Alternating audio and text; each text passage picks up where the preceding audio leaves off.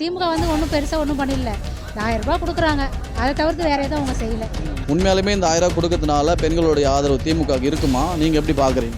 அதெல்லாம் இருக்காது. அதெல்லாம் 1000 ரூபா கொடுத்துட்டு 1000 ரூபா போதுமா ஒரு மாதத்துக்கு? நம்மகிட்ட விலைவாசியை ஏறி வரியை ஏற்றி அந்த 1000 ரூபாய் நம்மளுக்கு தராங்க.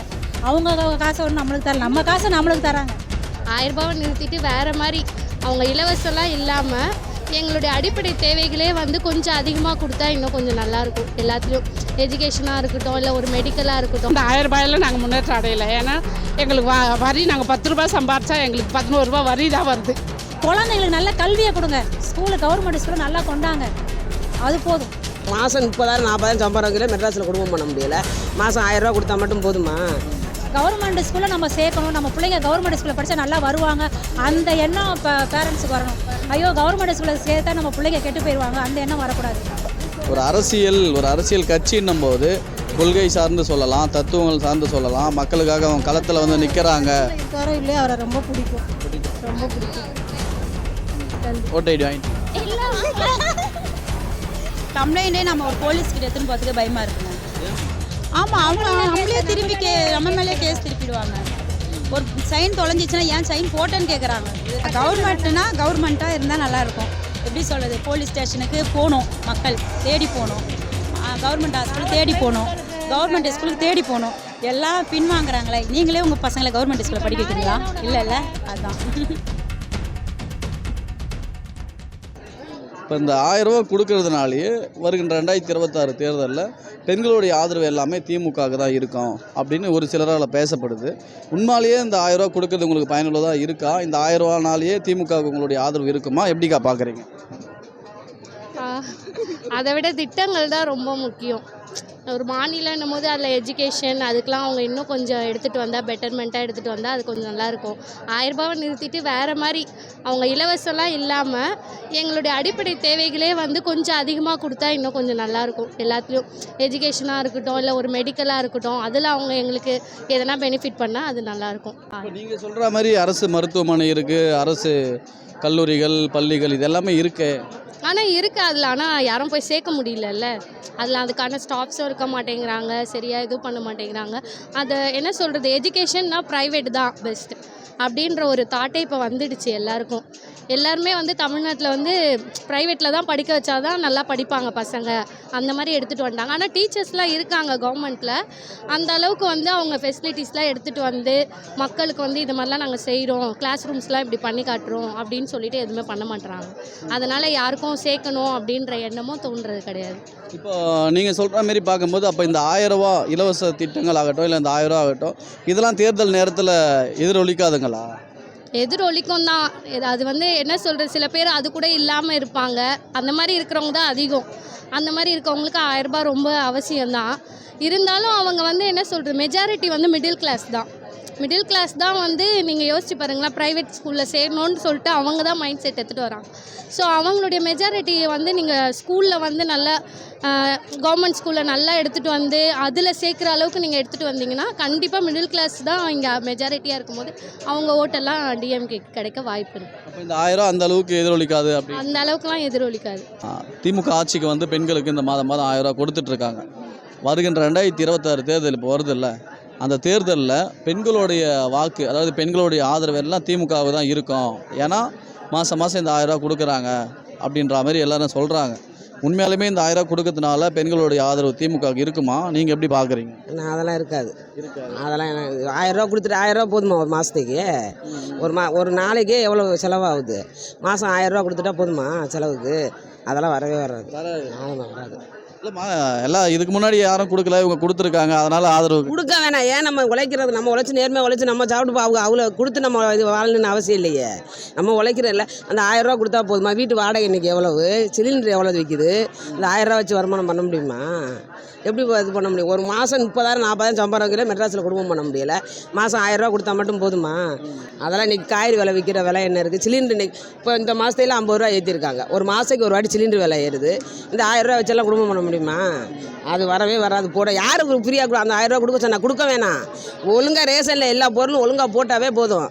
மாதம் 1000 ரூபாய் அவர் தராருன்னா அவர் வந்து எங்களுக்கு சும்மாலாம் தரல, எங்களோட வரி வாங்கிட்டு தான் அவர் எங்களுக்கு தராரு. அவர் 1000 ரூபாய் கொடுக்கறதுனால நாங்கள் எந்த முன்னேற்றமும் நாங்கள் அடையலை. அந்த 1000 ரூபாயில் நாங்கள் முன்னேற்றம் அடையலை. ஏன்னா எங்களுக்கு வரி நாங்கள் 10 ரூபாய் சம்பாரித்தா எங்களுக்கு 11 ரூபா வரி தான் வருது. அதனால் அந்த 1000 ரூபாயில் எங்களுக்கு எந்த பிரயோஜனமும் இல்லை. அதனால் அந்த 1000 ரூபாயை நாங்கள் எதிர்பார்க்கறதே இல்லை. முன்ன கேட்டால் நிறைய பேர் எனக்கெல்லாம் கிடைக்கவே இல்லை. நான் வந்து ஒரு விடோ தான், ஆனால் எனக்கெல்லாம் கிடைக்கவே இல்லை. எனக்கு எந்த சுத்தம் இல்லை, எதுவுமே கிடையாது. நான் வந்து எனக்கு 3 பொண்ணு வச்சு நான் கஷ்டப்பட்டு தான் என் வாழ்க்கையில் நான் முன்னேறேன். ஆனால் அவர் 1000 ரூபாய் எனக்கு பயனடையலை. அது மாதிரி என்ன மாதிரி நிறைய பேர் இருக்காங்க, புரியுதுங்களா? அதனால் அவர் 1000 ரூபாய் கொடுக்கறதுனால நாங்கள் முன்னேற்றம் அடையலை. அந்த 1000 ரூபாயை நாங்கள் எதிர்பார்க்கல. எங்கள் கஷ்டம் தான் எல்லாமே. நாங்கள் அவங்க 1000 ரூபாய்க்கு அதுக்கேற்ற வரி அந்த மாதமான பேங்க்கில் போடுறாங்க இல்லையா, அந்த பேங்க்லேயே அந்த 1000 ரூபாய்க்கு ஒரு வரி பிடிக்கிறாங்க, புரியுதுங்களா? அப்புறம் அதில் என்ன எங்களுக்கு நாங்கள் முன்னேற்றம் அடையிறோம். அதனால எந்த பயனும் கிடையாது, புரியுதுங்களா? விலைவாசி வேறு அதிகம். அவர் கொடுத்த 1000 ரூபாய் எதுக்கு? ஒரு அரிசி ஒரு 25 கிலோ அரிசி வாங்கினா கூட 1500 ரூபா ஒரு பஸ்தா அரிசி. அது கூட உதவல அந்த பைசா. அப்புறம் அது எதுக்கு? தேவையில்லாதது. திமுக வந்து ஒன்றும் பெருசாக ஒன்றும் பண்ணல. 1000 ரூபாய் கொடுக்குறாங்க, அதை தவிர்த்து வேறு எதுவும் அவங்க செய்யலை. 1000 ரூபா கொடுத்தாலும் பெண்கள் அப்போ சப்போர்ட் பண்ண மாட்டீங்களா? 1000 ரூபா போதுங்களா? அது கொடுத்தா மட்டும் போதுமா? நம்ம அத்தியாவசியமாக எவ்வளோ எல்லாமே ரேட்டு ஏற்றி வச்சுருக்காங்க. 1000 ரூபா பஸ்ஸு அதெல்லாம் அவர் யாரை கேட்டாங்க? மற்ற எவ்வளோ நம்ம இப்போ விலைவாசி குறைக்கணும். வேலை கொடுத்தா 1000 ரூபாய் நாங்கள் சம்பாரிச்சிடுவோம். வேலை இல்லையே, பெண்களுக்கு நிறைய வேலை கொடுக்க சொல்லுங்கள். எல்லாம் கான்ட்ராக்டில் எடுத்துட்டாங்களே. நம்ம எங்களை மாரி ஒரு 10th படித்தவங்க 8th படித்தவங்களுக்கு வேலை தரலாமே. அரசு வேலை கொடுங்க அப்படின்னு. ஆமாம், எல்லாமே கான்ட்ராக்டில் விட்டாங்களே. இப்போது எங்கேயுமே வந்து நம்ம செய்யல, எல்லாம் கான்ட்ராக்ட். ஹாஸ்பிட்டல் போனால் கூட கான்ட்ராக்ட் தான். மக்கள் ஒரு மைண்ட் செட்டுக்கு வந்துருவாங்கல்லம்மா, இலவசமாக 1000 ரூபா கொடுத்தா போதும், எதுக்கு வேலை கொடுத்து நம்ம போய் வேலை செஞ்சு கிடக்கணும்? இலவசமே வேண்டாங்க, கையில் உழைப்பு இருக்குது, நாங்கள் சம்பாரிச்சுப்போம்ல. 1000 ரூபாய் வேண்டாம். நம்மக்கிட்ட விலைவாசியை ஏறி வரியை ஏற்றி அந்த 1000 ரூபாய் நம்மளுக்கு தராங்க. அவங்க காசை ஒன்று நம்மளுக்கு தரல, நம்ம காசை நம்மளுக்கு தராங்க. இலவசம் எங்களுக்கு வேணாம்பா, இந்த திட்டங்களை சட்டங்களை கொண்டு வாங்க, இதுதான் பயனுள்ளதாக இருக்கும்னா என்ன சொல்வீங்க? குழந்தைங்களுக்கு நல்ல கல்வி. கவர்மெண்ட்டு ஸ்கூல்னு பார்த்தீங்கன்னா நிறைய நல்ல இது இல்லை. உள்ள பசங்களுக்கு கெட்ட பழக்கங்களுக்கெல்லாம் அதிகமாக இருக்குது. அதை கண்ட்ரோலுக்கு கொண்டு வாங்க. அதுக்கு ஒரு இது பண்ணுங்கள். அது மாதம் போய் ஸ்கூலை செக் பண்ணுங்கள். நல்ல ஃபேனு ஓடுதா, நல்ல பசங்களுக்கு ஃபுட்டு கொடுக்குறாங்களா, அந்த ஒரு அதை நீட்டாக கொண்டாங்க. அதை விட்டுட்டு நீங்கள் இலவசம் கொடுக்குறதுனா கவர்மெண்ட் ஸ்கூலில் பசங்க இலவசமாக கொடுத்து மக்களை சோம்பேறி ஆக்கிடுறாங்க. அதான் உண்மை. இதெல்லாம் காசு இருக்கிறவங்க பேசுகிற பேச்சுப்பா. மக்கள் எவ்வளோ கஷ்டப்பட்டு இருக்காங்க, அடித்தட்டு மக்கள். கஷ்டம் தாங்க. நாங்களும் நடுத்தரம் தான். நாங்களும் நடுத்தரம் தான். குழந்தைங்களுக்கு நல்ல கல்வியை கொடுங்க. கவர்மெண்ட் ஸ்கூலில் நல்லா கொண்டாங்க, அது போதும். ஆமாம், பசங்க நல்லா அவங்களுக்கு என்ன தேவையோ, கல்விக்கு என்ன தேவையோ அதை கொடுத்தா போதும். அவங்க படித்து நாங்கள் பிள்ளைங்க நல்லா ஒரு இதுக்கு வந்துட்டாங்கன்னா அவங்க சம்பாரிச்சுக்கிட்டோம். கல்வி நல்லா ஹாஸ்பிட்டல். இப்போ பயமாக இருக்குல்ல கவர்மெண்ட் ஹாஸ்பிட்டலுக்கு. இப்போ நீங்களே உடம்பு சரியில்லை எங்கே போவீங்க? அப்பலாக்கு மேத்தாக்கு கவர்மெண்ட் ஹாஸ்பிட்டல் போக மாட்டீங்களே. அந்த எண்ணம் வரணும். அப்போ கவர்மெண்ட் ஹாஸ்பிட்டல் போனாவே நம்மளுக்கு ஒரு நல்லா இருக்கணும். நம்ம பசங்களை படிக்க வைக்கணும். நானே ஒரு 3 நாளாக கேம்ஸில் அட்மிட்டில் இருந்தேன். ஏன்டா வந்தோமோன்னு இருந்துச்சு. அதான் கவர்மெண்ட் ஹாஸ்பிட்டலில் வந்து எப்படி சொல்கிறதுன்னா அந்த நீட்னஸ்ஸு எதுவுமே இல்லை. கேட்க முடியல. அங்கே கேட்டாலே அட்மிட் ஆனீங்களா, முடிஞ்சுதா போங்கன்றாங்க. நம்ம எதுவுமே அங்கே கேட்க முடியல. பாத்ரூம் எல்லாமே பார்த்துட்டு ரொம்ப உடம்பு சரியில்லாமல் போய் டபுள் உடம்பு சரியில்லாமல் வந்துட்டேன் வெளியே. அரசு மருத்துவமனையில் சரியில்லை. கவர்மெண்ட் ஸ்கூலில் நம்ம சேர்க்கணும். நம்ம பிள்ளைங்க கவர்மெண்ட் ஸ்கூலில் படித்தா நல்லா வருவாங்க. அந்த எண்ணம் இப்போ பேரண்ட்ஸுக்கு வரணும். ஐயோ கவர்மெண்ட் ஸ்கூலில் சேர்த்தா நம்ம பிள்ளைங்க கெட்டு போயிடுவாங்க, அந்த எண்ணம் வரக்கூடாது. கவர்மெண்ட் ஸ்கூலுக்குள்ளே கஞ்சா, காலேஜில் கஞ்சா, அதெல்லாம் ஒழிங்க. அதை பாதுகாப்புலாம் கூட இருக்கிற மாதிரி தெரியல. நம்மளுக்கு ஒரு கம்ப்ளைண்டே நம்ம ஒரு போலீஸ்கிட்ட எடுத்துன்னு போகிறதுக்கு பயமாக இருக்குங்க. ஆமாம், அவங்க நம்மளே திரும்பி நம்ம மேலே கேஸ் திருப்பிடுவாங்க. ஒரு சைன் தொலைஞ்சிச்சுன்னா ஏன் சைன் போட்டேன்னு கேட்குறாங்க. இது அதுமாரி ஆயிருக்கு கவர்மெண்ட். இப்போ ஒரு போலீஸ் வந்து நம்மளுக்கு பாதுகாப்பு அப்படின்னு சொல்கிறாங்க. ஆனால் அங்கே போனால் எங்களுக்கு பாதுகாப்பு கிடையாது. எங்களை தான் ஏன் நீங்கள் போட்டு போனீங்க, வீட்டில் காணோன்னா ஏன் நீங்கள் வீட்டில் பணத்தை வச்சுருந்தீங்க அப்படின்னு எங்களை தான் கேட்குறாங்க. கேஸை எங்கள் மேலே திருப்பிடுறாங்க. கவர்மெண்ட்னா கவர்மெண்ட்டாக இருந்தால் நல்லாயிருக்கும். எப்படி சொல்கிறது, போலீஸ் ஸ்டேஷனுக்கு போகணும், மக்கள் தேடி போகணும். கவர்மெண்ட் ஹாஸ்பிட்டல் தேடி போகணும், கவர்மெண்ட் ஸ்கூலுக்கு தேடி போகணும். எல்லாம் பின்வாங்குறாங்களே. நீங்களே உங்கள் பசங்களை கவர்மெண்ட் ஸ்கூலில் படிக்க வைக்கிறீங்களா? இல்லை. அதுதான். இது எல்லாத்தையும் சரி பண்ணுங்க, இந்த இலவசங்கள் வேணாம். நான் எதுக்குங்க அதுதாங்க நான் திரும்பி கேட்குறேன். அப்போ இப்படிப்பட்ட இலவச திட்டங்களால் தேர்தலோட அந்த வெற்றியோ தோல்வியோ தீர்மானிக்காது அப்படின்றீங்க? சான்ஸே இலவசத்தால் தீர்மானிக்காது. பெண்களாகி நீங்கள் எப்படி பார்க்குறீங்க? உண்மையாலே திமுகவுக்கு தான் பெண்களுடைய ஆதரவு இருக்குமா, இல்லை நீங்கள் எப்படி பார்க்குறீங்க? விஜய்க்கு தானா? விஜய்க்கு தான். கண்டிப்பாக. அவர் எந்த 1000 கொடுக்கலையேங்க, அப்புறம் எப்படி? 1000 ரூபாய் கொடுக்கறதுனால அதுக்காக கிடையாது. அப்போ இருந்தே இப்போ வரைக்கும் ரொம்ப பிடிக்கும்.